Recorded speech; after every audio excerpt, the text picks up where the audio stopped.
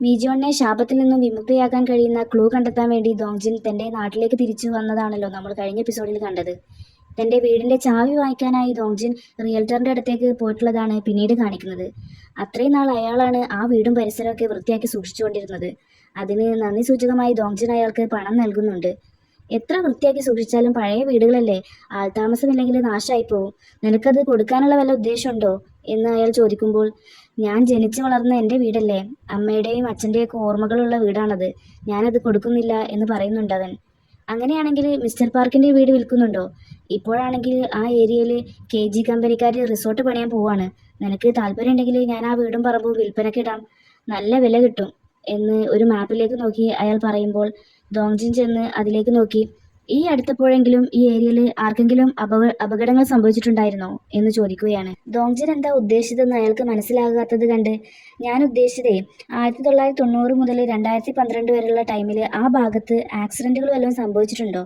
നിങ്ങൾ ഈ വില്ലേജിന്റെ എല്ലാവരും റെസ്പെക്ട് ചെയ്യുന്ന ചീഫല്ലേ, നിങ്ങൾക്കറിയാത്തതായി ഒന്നും ഉണ്ടാവില്ലല്ലോ എന്നൊക്കെ കാര്യം കിട്ടാൻ വേണ്ടി അയാളെ പൊക്കി പറയുന്നുണ്ട്.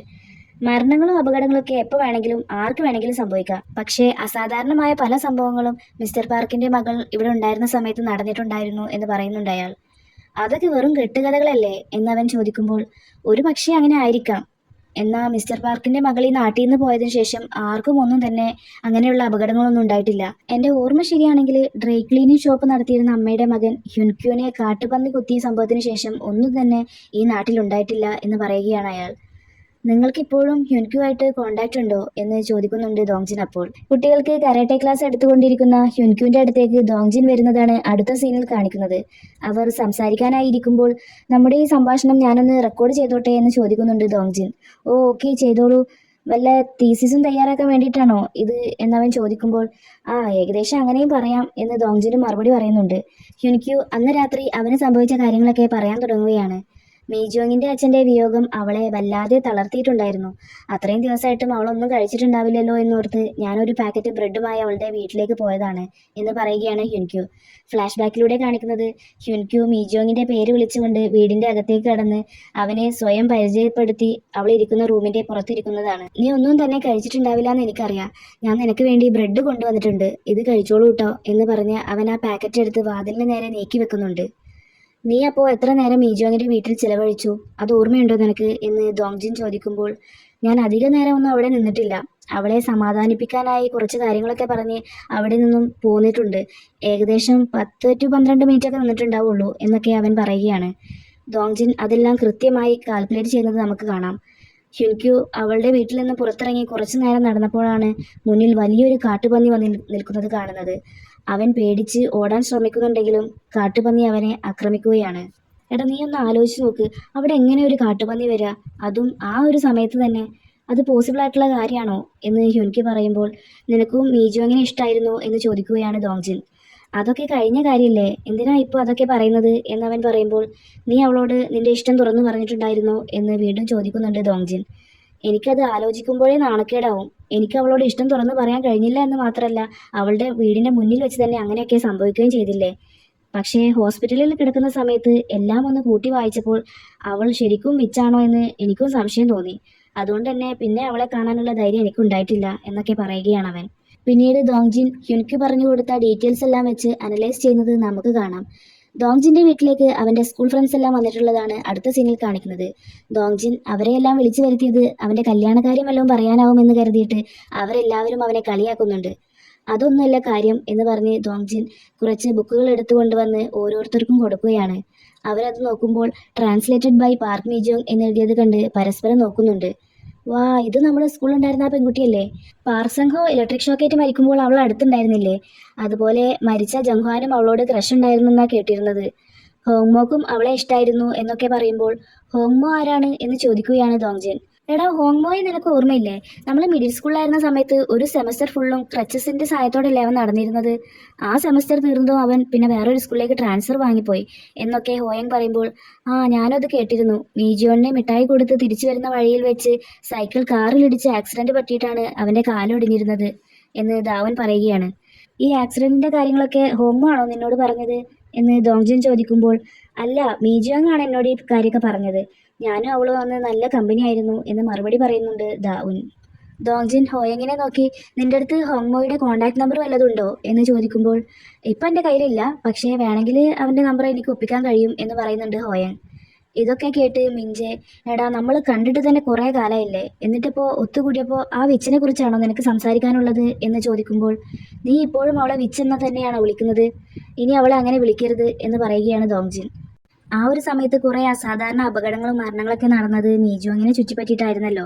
അതൊക്കെ വെച്ച് അവളോട് മിണ്ടാൻ തന്നെ എല്ലാവർക്കും പേടിയായിരുന്നു. എന്തെങ്കിലും സംഭവിച്ചാൽ ആരെങ്കിലുമൊക്കെ കുറ്റപ്പെടുത്തുന്നത് മനുഷ്യ സഹജമാണല്ലോ, പിന്നെ നമ്മളും ചെറുപ്പമായിരുന്നില്ലേ എന്നൊക്കെ പറയുകയാണവർ. ഇത്രയും കാലത്തിന് ശേഷം നീ ഇപ്പോൾ അവളെ പറ്റി അന്വേഷിക്കാൻ കാരണം എന്താ എന്ന് ഹോയങ് ചോദിക്കുമ്പോൾ ഈ അടുത്ത് മെട്രോയിൽ വെച്ച് അപ്രതീക്ഷിതമായി ഞാൻ മീജോങ്ങിനെ കണ്ടു. അവളൊക്കെ നല്ല നിലയിൽ ജീവിക്കാവും എന്നാണ് ഞാൻ കരുതിയിരുന്നത്. എന്നാൽ ശപിക്കപ്പെട്ട ഒരു വ്യക്തിയെപ്പോലെ അവൾ എല്ലാവരിൽ നിന്നും ഒഴിഞ്ഞു മാറി പേടിച്ചിട്ടാണ് ജീവിക്കുന്നത്. അവൾക്ക് അവളുടെ ലൈഫ് തന്നെ ഒരു ഭാരമായിട്ടാണ് തോന്നുന്നത് ഇപ്പോൾ. നമ്മളൊക്കെ പഴയ കാര്യങ്ങളൊക്കെ മറന്നിട്ടുണ്ടാവുമല്ലേ, പക്ഷേ അവൾ ഇപ്പോഴും അതെല്ലാം മനസ്സിൽ വെച്ചിട്ടാണ് ജീവിക്കുന്നത് എന്നൊക്കെ പറയുകയാണ് ദോങ്ജിൻ. എടാ നമ്മളൊക്കെ അന്ന് കുട്ടികളായിരുന്നില്ലേ, അന്നത്തെ അറിവില്ലായ്മയിൽ ചെയ്തതാവില്ലേ എല്ലാം എന്നവർ ചോദിക്കുമ്പോൾ ശരിയാണ്, നമ്മളൊക്കെ ചെറുപ്പമായിരുന്നു, ഇമ്മച്ചുവർ ആയിരുന്നു. പക്ഷേ എല്ലാവരുടെയും ബുള്ളിങ്ങും ഒറ്റയ്ക്ക് തന്നെ സഹിച്ച മീജോങ്ങും നമ്മളെപ്പോലെ ചെറുപ്പം തന്നെയായിരുന്നില്ലേ എന്ന് ചോദിക്കുകയാണ് ദോങ്ജിൻ. അതൊക്കെ കഴിഞ്ഞ കാര്യങ്ങളല്ലേ, പാസ്റ്റിലേക്ക് തിരിച്ചുപോയി അതൊന്നും തിരുത്താൻ നമ്മളെ കൊണ്ടാവില്ലല്ലോ എന്ന് ദാവൻ പറയുമ്പോൾ നിങ്ങളെല്ലാവരും എന്നെ ഹെൽപ്പ് ചെയ്യുകയാണെങ്കിൽ ഒരുപക്ഷെ അവൾക്ക് ശാപത്തിൽ നിന്ന് പുറത്തു വന്ന് ഒരു നോർമൽ ലൈഫ് നയിക്കാൻ കഴിഞ്ഞേക്കും എന്ന് പറയുകയാണ് ദോങ്ജിൻ. ഞങ്ങൾ എങ്ങനെയാണ് നിന്നെ സഹായിക്കേണ്ടത് എന്ന് ചോദിക്കുകയാണ് ദാവൻ. അപ്പോൾ മീജോങ്ങിനെ ചുറ്റിപ്പറ്റിയുള്ള അന്നത്തെ കാലത്ത് സംഭവിച്ച എല്ലാ ഇൻസിഡന്റിന്റെയും ഡാറ്റ കളക്ട് ചെയ്യണം. ഈ അപകടങ്ങളൊക്കെ സംഭവിക്കുന്നതിന് ഒരു പാറ്റേൺ ഉണ്ടാവും എന്ന് ഞാൻ വിശ്വസിക്കുന്നുണ്ട്. നമുക്ക് ആ പാറ്റേൺ കണ്ടെത്താൻ കഴിഞ്ഞാൽ എന്താ സംഭവിക്കാൻ പോവുക എന്ന് പ്രെഡിക്റ്റ് ചെയ്യാൻ കഴിയും. അത് പ്രെഡിക്റ്റ് ചെയ്താൽ പിന്നെ അപകടങ്ങളൊക്കെ ഒരു പരിധി വരെ നമുക്ക് തടയാനാവും എന്നൊക്കെ പറയുകയാണ് ദോങ്ജിൻ. അടുത്ത ദിവസം ദോങ്ജിൻ അവർ പഠിച്ചിരുന്ന സ്കൂളിൽ വന്നിട്ടുള്ളതാണ് കാണിക്കുന്നത്. ദാവുൻ ആ സ്കൂളിലെ ടീച്ചർ ആയതുകൊണ്ട് തന്നെ അവളുടെ സഹായത്താൽ ബിഗ് ഡാറ്റ കളക്ട് ചെയ്യാനുള്ള പുറപ്പാടിലാണ് അവൻ. ദാവുൻ സ്റ്റോർ റൂമിന്റെ പൂട്ട് തുറന്നു കൊടുത്ത് 2014 മുതൽ എല്ലാം ഡിജിറ്റലൈസ് ആക്കിയിട്ടുണ്ട്. അതുവരെയുള്ള ഹാൻഡ് റിട്ടൺ ഡാറ്റകളൊക്കെ ഇവിടെ സൂക്ഷിച്ചു വെച്ചിട്ടുണ്ട്. ഇനി വേറെ എന്തെങ്കിലും ആവശ്യമുണ്ടെങ്കിൽ എന്നെ ഒന്ന് വിളിച്ചാൽ മതി, ഞാനിവിടെ ടീച്ചേഴ്സ് റൂമിലുണ്ടാവും എന്ന് പറഞ്ഞ് അവൾ അവിടെ നിന്നും പോകുന്നുണ്ട്. ദോങ്ജിൻ സ്റ്റോർ റൂമിന്റെ അകത്തേക്ക് കടന്ന് അവരുടെ ബാച്ചിനെ സംബന്ധിച്ചുള്ള എല്ലാ ഡാറ്റയും കളക്ട് ചെയ്യാനുള്ള ശ്രമത്തിലാണ്. അതിനിടയിൽ അറ്റൻഡൻസ് ബുക്ക് എടുക്കാൻ ശ്രമിക്കുമ്പോൾ അതെല്ലാം കൂടെ അവന്റെ മേൽക്ക് വീഴുന്നുണ്ട്. പക്ഷേ അവൻ ഉദ്ദേശിച്ച സ്റ്റുഡൻസിന്റെ പേഴ്സണൽ ഇൻഫർമേഷൻ ഉള്ള റെക്കോർഡ് തന്നെ കിട്ടുന്നുണ്ട്. അവൻ വേഗം തന്നെ അതിൻ്റെ എല്ലാം ഫോട്ടോസ് എടുക്കുകയാണ്. വീട്ടിലെത്തിയ അവൻ അതെല്ലാം ലാപ്ടോപ്പിലേക്ക് മാറ്റി പ്രിൻ്റ് ഔട്ട് എടുക്കുന്നുണ്ട്.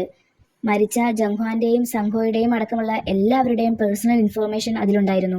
ദോങ്ജിൻ ഓരോന്നും വളരെ കൃത്യമായി തന്നെ നോക്കിയതിനു ശേഷം എല്ലാ സംഭവങ്ങളുടെയും അപകടങ്ങളുടെയും ഒക്കെ അടിസ്ഥാനത്തിൽ എക്സൽ ഷീറ്റ് തയ്യാറാക്കുന്നുണ്ട്.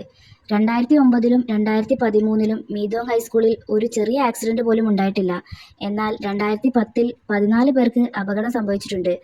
ആരും മരണപ്പെട്ടിട്ടില്ല. 2011-ൽ 19 പേർക്കാണ് ആക്സിഡന്റ് സംഭവിച്ചിട്ടുള്ളത്.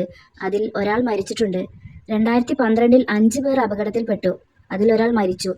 അപ്പോൾ ഒറ്റപ്പെട്ട സംഭവങ്ങൾ ആക്സിഡന്റുകളൊക്കെ ഉണ്ടായിട്ടുള്ളത് 2010 മുതൽ 2012 വരെയുള്ള കാലയളവിലാണ്. അതായത് മീജോങ് ആ സ്കൂളിലേക്ക് വന്നത് തൊട്ട് പോയത് വരെയുള്ള ഒരു കാലയളവ്. സ്കൂളിൽ നിന്ന് പിക്നിക്കിന് പോയ സമയത്ത് സെക്കൻഡ് ഇയർ ക്ലാസ് 3-ലെ ബങ്ജൂസുങ്ങിന് മലമുകളിൽ നിന്ന് വീണിട്ട് സീരിയസ് ഇഞ്ചറി ഉണ്ടായി. 2011 ഒക്ടോബറിൽ ഒരു സ്റ്റുഡന്റ് ജിം ക്ലാസ്സിൽ വെച്ച് വീണ് ഷോൾഡറിന് മൈനർ പരിക്ക് പറ്റി. ആ ഒരു സമയങ്ങളിൽ നടന്നിട്ടുള്ള എല്ലാ സംഭവങ്ങളും പാർക്ക് മീജോങ്ങിനെ ചുറ്റിപ്പറ്റിയുള്ളത് തന്നെയായിരുന്നു. സ്കൂളിൽ വെച്ചും അവളുടെ വീട്ടിലേക്ക് പോകുന്ന വഴിയിൽ വെച്ചും വീടിന്റെ മുന്നിൽ വെച്ച് നടന്ന അപകടങ്ങളെയെല്ലാം ചൂണ്ടിക്കാട്ടുന്നത് വീണ്ടും അവളൊരു വിച്ചാണ് എന്നതിലേക്ക് തന്നെയാണ് എന്നത് മനസ്സിലാക്കിയ ദോങ്ജിന് സങ്കടം തോന്നുന്നുണ്ട്. പിറ്റേ ദിവസം ഫോൺ റിങ് ചെയ്യുന്ന സൗണ്ട് കേട്ടിട്ടാണ് ദോങ്ജിൻ ഉറക്കത്തിൽ നിന്ന് എഴുന്നേൽക്കുന്നത്. ഹോയങ് ആണ് വിളിച്ചിട്ടുള്ളത്. എലിമെന്ററി സ്കൂളിൽ പഠിക്കുന്ന സമയത്ത് ജോങ്യുരിയിൽ താമസിച്ചിരുന്ന, അതായത് മീജോങ്ങിന്റെ അടുത്ത് താമസിച്ചിരുന്ന ദോഹൂൻ എന്ന പയ്യനെ കുറിച്ച് പറയാനാണ് ഹോയങ് വിളിച്ചിട്ടുള്ളത്. ഹോയങ് ദോഹൂനോട് പാർക്ക് മീജോങ്ങിനെ കുറിച്ച് വല്ലതും അറിയോ എന്ന് വെറുതെ ചോദിച്ചതാണ്. അപ്പോൾ അവൻക്കും അതിനെക്കുറിച്ച് എന്തോ പറയാനുണ്ട് എന്ന് പറഞ്ഞിട്ട് ദോഹൂനെ കാണാൻ വേണ്ടി വന്നിരിക്കുകയാണ് അവർ രണ്ടുപേരും. ഞങ്ങൾ ചെറുപ്പത്തിൽ കളിച്ചുകൊണ്ടിരിക്കുമ്പോൾ അവളെ ടീസ് ചെയ്യാനായി കയർ കട്ട് ചെയ്ത് ഓടിയപ്പോഴാണ് എനിക്ക് അപകടം സംഭവിച്ചത് എന്ന് ദോഹൂൻ പറയുമ്പോൾ നിനക്ക് അവളോട് ക്രഷ് ഉണ്ടായിരുന്നോ എന്ന് ചോദിക്കുകയാണ് ഹോയങ്. ഞങ്ങളൊക്കെ കുട്ടികളായിരുന്നില്ലേ, അന്ന് അതിനെക്കുറിച്ച് വലിയ ധാരണ ഒന്നും ഉണ്ടായിരുന്നില്ല. പിന്നീട് ആലോചിച്ചപ്പോൾ എനിക്ക് അവളെ ഇഷ്ടമായിരുന്നു എന്നാണ് എനിക്ക് തോന്നിയത് എന്ന് ദോഹൂൻ മറുപടി പറയുന്നുണ്ട്. ദോങ്ജിൻ അവന്റെ ഡാറ്റയും കളക്ട് ചെയ്ത് അനലൈസ് ചെയ്യുന്നത് നമുക്ക് കാണാം. സ്റ്റുഡൻസിന്റെ പേഴ്സണൽ ഇൻഫർമേഷൻ റെക്കോർഡിൽ നിന്ന് കിട്ടിയ ഓരോ നമ്പറിലേക്കും ദോങ്ജിൻ വിളിച്ചു നോക്കുന്നുണ്ടെങ്കിലും അധിക നമ്പറും ഇപ്പോൾ നിലവിലില്ല എന്നതാണ് കാണിക്കുന്നത്. അപ്പോഴാണ് അവന് ഹോയങ്ങിന്റെ കോൾ വരുന്നത്. ഹോങ്മോയെ കുറിച്ച് ചെറിയൊരു ഇൻഫോർമേഷൻ കിട്ടിയത് അറിയിക്കാനാണ് അവൻ വിളിച്ചിട്ടുള്ളത്. ചുൻജോണിലെ സെഗിയോങ് അപ്പാർട്ട്മെന്റിലാണ് അവൻ താമസിക്കുന്നത്. പക്ഷേ ഏത് ഫ്ലോറിലാണെന്നോ അവന്റെ അപ്പാർട്ട് നമ്പറോ ഒന്നും അറിയില്ല എന്നവൻ പറയുമ്പോൾ, ചുൻജോണിലെ സെഗിയോങ് അപ്പാർട്ട്മെന്റിലാണ് അവൻ താമസിക്കുന്നത്. പക്ഷേ ഏത് ഫ്ലോറിലാണെന്നോ അപ്പാർട്ട്മെന്റ് നമ്പറോ ഒന്നും തന്നെ അറിയില്ല എന്നവൻ പറയുമ്പോൾ, അവന്റെ ഫോൺ നമ്പർ വല്ലതും കിട്ടാൻ വഴിയുണ്ടോ എന്ന് ചോദിക്കുകയാണ് ദോങ്ജിൻ. നിനക്ക് നമ്മുടെ ക്ലാസ് പ്രസിഡന്റ് സൊൻസുക്കിനെ ഓർമ്മയില്ലേ?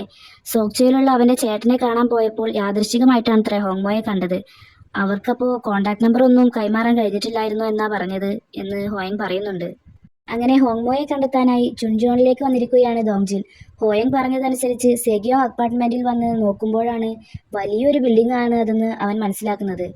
ഒരു ദീർഘനിശ്വാസം വലിച്ച് രണ്ടും കൽപ്പിച്ച് അവൻ വച്ച കാൽ മുമ്പോട്ട് തന്നെ എന്ന് പറഞ്ഞ പോലെ ഹോങ്മോയെ കണ്ടെത്താനായി ആ ബിൽഡിങ്ങിന്റെ അകത്തേക്ക് കടക്കുകയാണ്. ബിൽഡിങ്ങിലെ ലിഫ്റ്റ് കേടായതുകൊണ്ട് തന്നെ അവൻ സ്റ്റെപ്സ് ഒക്കെ കയറി തന്നെ ഓരോ ഫ്ലോറിലെയും എല്ലാ അപ്പാർട്ട്മെന്റിലും പോയി കോളിംഗ് ബെൽ അടിച്ച് ഹോങ്മോയുടെ അപ്പാർട്ട്മെന്റ് ആണോ അല്ലയോ എന്ന് ഉറപ്പുവരുത്തുന്നുണ്ട്. അവൻ അത്രയും പോയി നോക്കിയതിലൊന്നും ഹോങ്മോയെ കണ്ടെത്താനായിട്ടില്ല. പക്ഷേ പ്രതീക്ഷ കൈവിടാതെ തളരാതെ അവൻ പിന്നെയും സെർച്ച് ചെയ്തുകൊണ്ടേയിരുന്നു.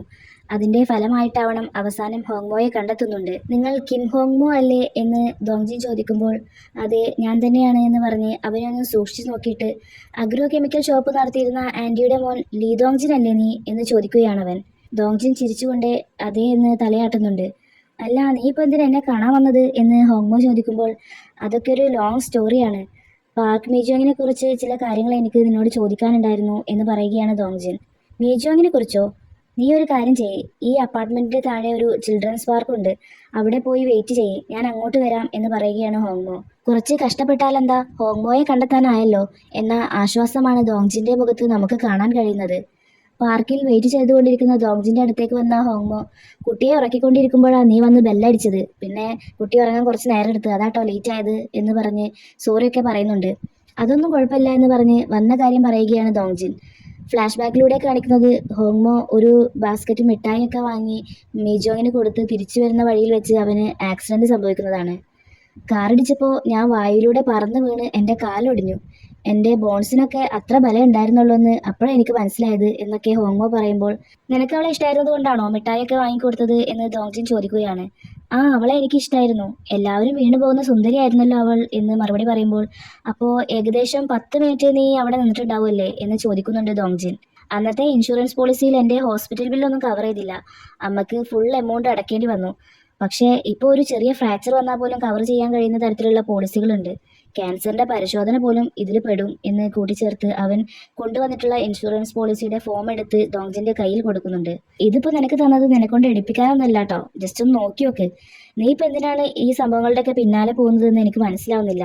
അതുകൊണ്ട് തന്നെ നിന്റെ ഹെൽത്തിന്റെ കാര്യത്തിൽ ഞാനിപ്പോൾ വറീഡാണ്, എപ്പോഴാണ് എന്താ സംഭവിക്കാമെന്ന് പറയാൻ പറ്റില്ലല്ലോ എന്നൊക്കെ പറഞ്ഞ് പേനയെടുത്ത് ദോങ്ജിന്റെ കയ്യിൽ കൊടുക്കുന്നുണ്ട്.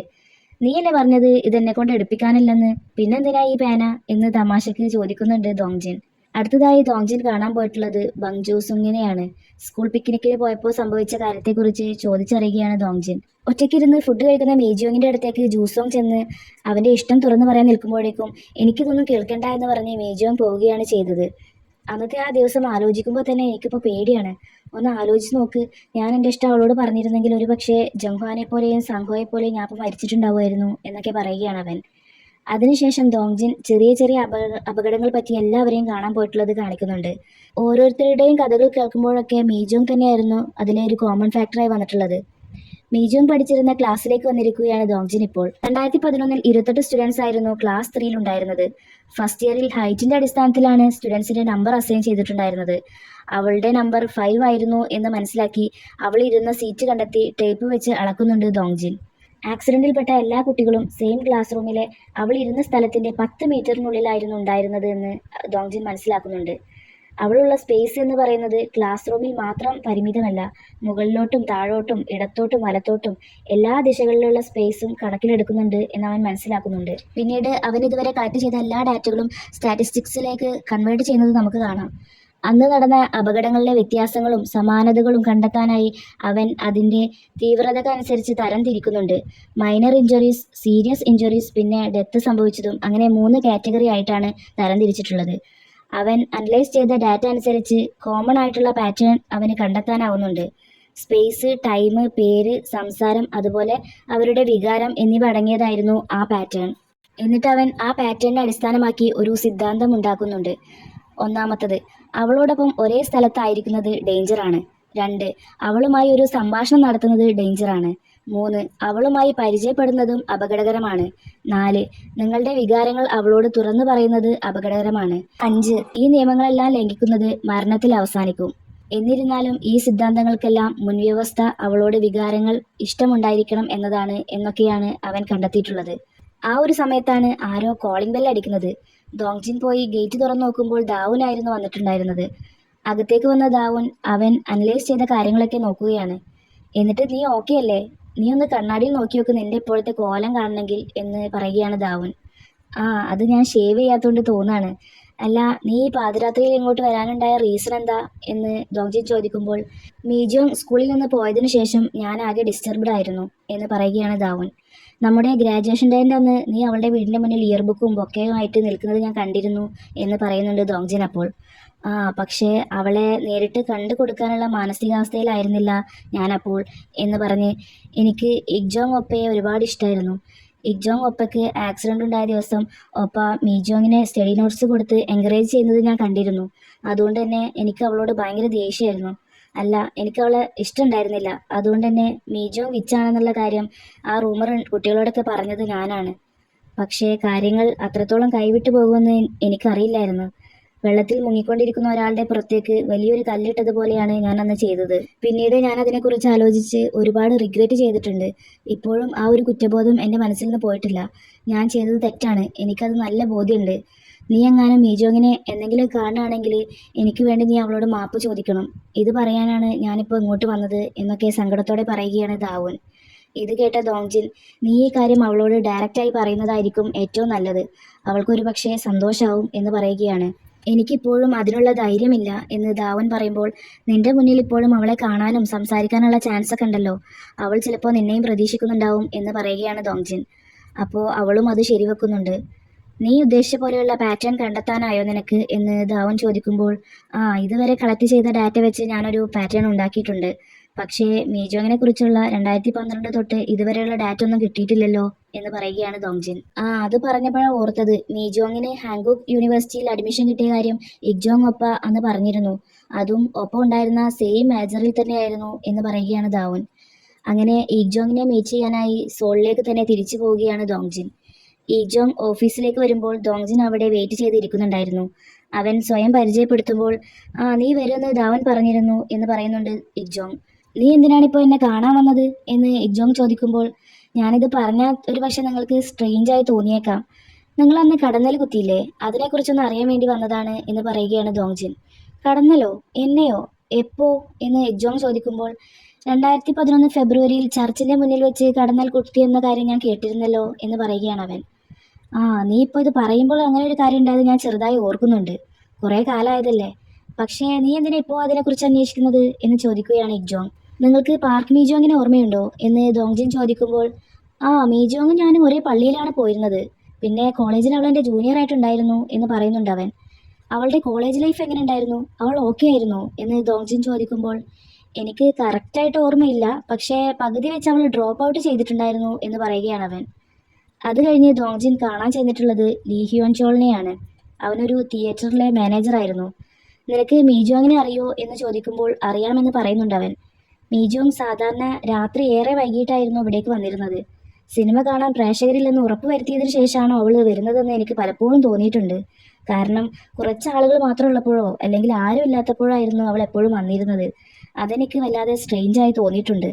അവൾ ഒറ്റയ്ക്കിരുന്ന് ആസ്വദിച്ച് സിനിമ കാണുന്നത് പലപ്പോഴും ഞാൻ നോക്കി നിന്ന് പോവാറുണ്ട് എന്നൊക്കെ ഹേൻചോൾ പറയുമ്പോൾ, നിനക്ക് അവളോട് ഇഷ്ടം തോന്നിയിട്ടുണ്ടായിരുന്നോ എന്ന് ചോദിക്കുകയാണ് ദോങ്ജിൻ.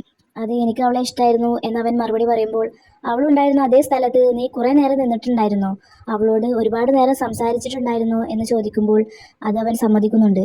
അവൾക്ക് നിന്റെ പേര് അറിയായിരുന്നോ എന്നുകൂടെ അവൻ ചോദിക്കുമ്പോൾ, ആ, അറിയായിരുന്നു എന്നവൻ മറുപടി പറയുന്നുണ്ട്. സബ്വേ വരെ ഫോളോ ചെയ്തു പോയിട്ടാണോ നിന്റെ ഇഷ്ടം അവളോട് തുറന്നു പറഞ്ഞത് എന്ന് ചോദിക്കുമ്പോൾ അതും അവൻ സമ്മതിക്കുന്നുണ്ട്. എങ്കിൽ നീ മരിക്കേണ്ടതായിരുന്നു, പക്ഷേ രക്ഷപ്പെട്ടു എന്ന് ദോങ്ജിൻ പറയുമ്പോൾ, അന്ന് ഡോക്ടർ പറഞ്ഞത് ഹോസ്പിറ്റലിൽ എത്താൻ കുറച്ചു നേരം കൂടെ വൈകിയിരുന്നെങ്കിൽ ഞാൻ മരിക്കുമായിരുന്നു എന്നവൻ പറയുന്നുണ്ട്. ഇവിടെ ദോങ്ജിൻ ചിന്തിക്കുന്നത്, അവൻ കണ്ടുപിടിച്ച സിദ്ധാന്തത്തിലെ ഡെത്ത് റൂൾ ഇവനെ ബാധിച്ചിട്ടില്ലല്ലോ, എന്ത് വേരിയബിളാണ് അവനെ രക്ഷിച്ചത് എന്നതായിരുന്നു. ഹ്യോൻചോൾ പേടിച്ചു വിറച്ചാണ് അവിടെ ഇരിക്കുന്നത്. ഞാൻ അവളെ ഫോളോ ചെയ്തു പോയത് ഒരു സീരിയസ് ക്രൈം ആണോ? ഞാൻ ചെയ്തത് തെറ്റ് തന്നെയാണെന്ന് എനിക്കറിയാം. അതിനുള്ള ശിക്ഷയായിട്ടാവണം എനിക്ക് അങ്ങനെ ആക്സിഡന്റ് ഒക്കെ സംഭവിച്ചിട്ടുള്ളത് എന്നാണ് ഞാൻ വിശ്വസിക്കുന്നത്. അവൾ എനിക്കെതിരെ റിപ്പോർട്ട് ചെയ്തിട്ടുണ്ടാവുമല്ലേ എന്നൊക്കെ അവൻ ചോദിക്കുമ്പോൾ ദോങ്ജിൻ ചിരിച്ചുകൊണ്ട് ഞാൻ പോലീസല്ല എന്ന് പറയുന്നുണ്ട്. അപ്പോൾ പോലീസല്ലേ? ഞാൻ ഇത്രയും നേരം പേടിച്ചിട്ടാണ് അവിടെ ഇരുന്നിരുന്നത്, പിന്നെ നിങ്ങളാരാ എന്നൊക്കെ ചോദിക്കുന്നുണ്ടെങ്കിലും ദോങ്ജിൻ അതിന് മറുപടി പറയാതെ മീജോങ് പിന്നെ ഇവിടേക്ക് വന്നിരുന്നോ എന്ന് ചോദിക്കുകയാണ്. ഇല്ല, അതിനുശേഷം ഞാൻ അവളെ കണ്ടിട്ട് പോലുമില്ല എന്നവൻ മറുപടി പറയുന്നുണ്ട്. അപ്പോഴാണ് അവൻ്റെ ഷർട്ടിലുള്ള ടാഗ് ദോങ്ജിൻ ശ്രദ്ധിക്കുന്നത്. മാനേജർ ബ്രാഡ് എന്നായിരുന്നു അതിൽ എഴുതിയിട്ടുണ്ടായിരുന്നത്. നിന്റെ ഇംഗ്ലീഷ് നെയിം ബ്രാഡ് എന്നാണോ എന്ന് ദോങ്ജിൻ ചോദിക്കുമ്പോൾ, ഓ ഇതോ, ഇവിടെ തിയേറ്ററിൽ നിക് നെയിമാണ് യൂസ് ചെയ്യുന്നത്. എനിക്ക് ബ്രാഡ് പിറ്റിനെ ഇഷ്ടമായതുകൊണ്ടാണ് ഞാൻ ഈ പേര് തന്നെ ചൂസ് ചെയ്തത് എന്ന് പറയുകയാണ് അവൻ. അപ്പോൾ മീജോങ്ങിന് നിന്റെ ഈ നിക് നെയിമാണോ അറിയുന്നത്, ശരിക്കുള്ള പേര് അറിയില്ലേ എന്ന് ദോങ്ജിൻ ചോദിക്കുമ്പോൾ, ആ ശരിയാ, അവളോട് ഞാൻ എൻ്റെ ശരിക്കുള്ള പേര് പറഞ്ഞിട്ടില്ലായിരുന്നു എന്ന് പറയുന്നുണ്ട് അവൻ. വീട്ടിലെത്തിയ ദോങ്ജിൻ അവൻ്റെ സിദ്ധാന്തങ്ങളിലെ മൂന്നാമത്തെ കാര്യത്തിൽ ചെറിയൊരു ചേഞ്ച് വരുത്തുകയാണ്. അവളുമായി പരിചയപ്പെടുന്നത് അപകടകരമാണ് എന്നതിനു പകരം അവൾക്ക് നിങ്ങളുടെ പേര് അറിയാമെങ്കിൽ അത് ഡേഞ്ചറാണ് എന്നാക്കുകയാണ്. ദോങ്ജിൻ ഇപ്പോൾ ഉള്ളത് അവൻ പുതുതായി വാങ്ങിച്ച മീജോങ്ങിന്റെ തൊട്ടടുത്തുള്ള അപ്പാർട്ട്മെന്റിലാണ്. അവൻ ജനൽ വഴി മീജോങ്ങിന്റെ ബിൽഡിങ്ങിലേക്കുള്ള ദൂരം അളക്കാൻ ട്രൈ ചെയ്യുകയാണ്. അവൻ്റെ റൂമും അവളുടെ റൂഫ് ടോപ്പിൻ്റെ മതിലുമായി ദൂരം വരുന്നത് ഏകദേശം 8 മീറ്ററാണ് എന്നവൻ അളന്നിട്ട് മനസ്സിലാക്കുന്നുണ്ട്. കണക്ക് കൂട്ടുമ്പോൾ റൂഫ് ടോപ്പിൻ്റെ മതിലിൽ നിന്നും അവളുടെ റൂമിലേക്കുള്ള ദൂരം ഏകദേശം 10 മീറ്റർ ഉണ്ടാവും. അങ്ങനെയാണെങ്കിൽ ദോങ്ജിൻ്റെ റൂമിൽ നിന്ന് അവളുടെ റൂമിലേക്ക് ഏകദേശം 18 മീറ്റർ ദൂരം കണക്കാക്കാൻ സാധിക്കും. അപ്പോൾ ഇവിടെ സേഫാണ് എന്നൊക്കെ അവൻ കണ്ടെത്തുന്നുണ്ട്. അതിനുശേഷം അവൻ ആ ടേപ്പ് തിരിച്ചെടുക്കാൻ നോക്കുമ്പോൾ അത് വർക്കാവുന്നില്ലായിരുന്നു. ആ സമയത്താണ് മീജോങ് ജനലിൻ്റെ അടുത്തേക്ക് വരുന്നത് അവൻ കാണുന്നത്. ദോങ്ജിൻ അവൾ കാണാതിരിക്കാനായി പെട്ടെന്ന് തന്നെ മറഞ്ഞു നിൽക്കുന്നുണ്ട്. അവൾ ജനലിൻ്റെ അടുത്ത് നിന്ന് പോയതും ദോങ്ജിൻ മാനുവലി ആ ടേപ്പ് തിരിച്ചെടുക്കാൻ നോക്കുകയാണ്. അങ്ങനെ അതെടുത്ത് റൂമിലിട്ട ശേഷം വേഗം ജനലടക്കുന്നുണ്ട്. മീജോങ് കോഫിയുമായി റൂമിൽ നിന്ന് പുറത്തിറങ്ങി റൂഫ് ടോപ്പിലെത്തി മഞ്ഞ് പെയ്യുന്നതൊക്കെ നോക്കി എൻജോയ് ചെയ്യുന്നത് ദോങ്ജിൻ ജനൽ വഴി നോക്കി നിൽക്കുകയാണ്. അവൻക്ക് അവളെ കാണാൻ കഴിയുന്നുണ്ടെങ്കിലും അവൾക്ക് അവൻ അവിടെ ഉള്ളത് പോലും അറിയില്ല. അവൾ റൂഫ് ടോപ്പിന്റെ മതിലിനടുത്തേക്ക് നടന്നു വരുന്ന സമയത്താണ് പെട്ടെന്ന് അവന്റെ കേടുവന്ന ടേപ്പ് തനിയെ ശരിയാവുന്നത്. അതിന്റെ വക്ക് തട്ടി ദോങ്ജിന്റെ കഴുത്തിൽ മുറിവുണ്ടാകുന്നുണ്ട്. മീജോങ്ങും അവനും ഇപ്പോൾ 10 മീറ്റർ ഡിസ്റ്റൻസിനുള്ളിലാണ് നിൽക്കുന്നതെന്ന് മനസ്സിലാക്കി അവൻ പേടിച്ച് പിന്നിലോട്ട് നീങ്ങി നിൽക്കുന്നുണ്ട്. ദോങ്ജിൻ കണ്ടെത്തിയ സിദ്ധാന്തത്തിലെ ഒന്നാമത്തത് അവൻ ഒന്നുകൂടെ വ്യക്തമാക്കുകയാണിപ്പോൾ. അവളുള്ള 10 മീറ്റർ ചുറ്റളവിൽ ആയിരിക്കുന്നത് തന്നെ അപകടമാണ് എന്ന് കണ്ടെത്തുന്നുണ്ട്. മീജോങ് അകത്തേക്ക് തന്നെ പോകുന്നത് നോക്കി നിൽക്കുന്ന ദോങ്ജിൻ, ഞാനിപ്പോൾ എൻ്റെ സിദ്ധാന്തത്തിൻ്റെ എല്ലാ റൂൾസും പാലിക്കുന്നുണ്ടെന്ന് ഈ സ്ക്രാച്ചിൽ നിന്നാണ് എനിക്ക് മനസ്സിലായത് എന്ന് പറയുന്നത് നമുക്ക് കേൾക്കാം. ഇവിടെ വെച്ചാണ് ഈ ഒരു എപ്പിസോഡ് അവസാനിക്കുന്നത്.